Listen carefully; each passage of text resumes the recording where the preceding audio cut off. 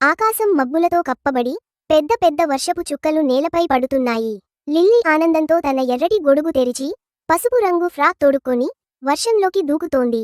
Lily తన గొడుగు తిప్పుతుంటే వర్షపు చుక్కలు మాయమై చిన్న చిన్న రంగురంగులతో ప్రకాశించే స్ప్రైట్లుగా మారిపోతున్నాయి. అవి గాల్లో తేలుతూ ఆనందంతో చుట్టూ నాట్యం చేస్తున్నాయి. స్ప్రైట్లు లిల్లీ చుట్టూ తిరుగుతూ నాట్యమాడుతున్నాయి. వర్షాన్ని రంగురంగుల కాంతులతో నింపుతున్నాయి. చిన్న చిన్న తేలికపాటి రెక్కలతో అవి నీటిలో నాట్యం చేస్తూ ప్రపంచాన్ని అందంగా మార్చుతున్నాయి. స్ప్రైట్లు లిల్లీని గాల్లోకి ఎత్తుతూ గుండ్రంగా తిప్పుతూ మాయజాలంలోకి తీసుకెళ్తాయి. ఆమె నవ్వుతూ ఆనందంగా గొడుగు తిప్పుతుంటే చుట్టూ ప్రకాశించే వలయాలు చాలా కాంతివంతంగా మెరిసిపోతున్నాయి. ఒక చిన్న పిల్లవాడు వర్షాన్ని చూస్తూ ఆశ్చర్యంగా నిలబడి ఉంటాడు. ఆ వయసు పెరిగిన అమ్మమ్మ కిటికీ దగ్గర కూర్చొని లిల్లీకి చిరునవ్వు ఇస్తుంది. వర్షపు చుక్కలు మాయగా మారుతున్నాయి.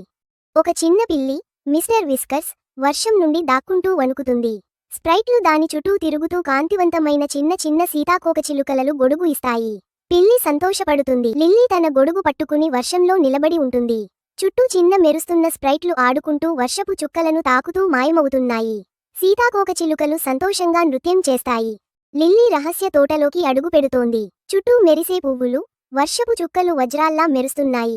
స్ప్రైట్లు, సీతాకోకచిలుకలు గాలిలో తేలుతూ తోటను మరింత అందంగా మార్చేస్తున్నాయి. ప్రాచీన శిలా ఊట ప్రవహిస్తోంది. లిల్లీ దాని వద్దకు చేరుకుంది. స్ప్రైట్లు నీటిని తాకుతాయి.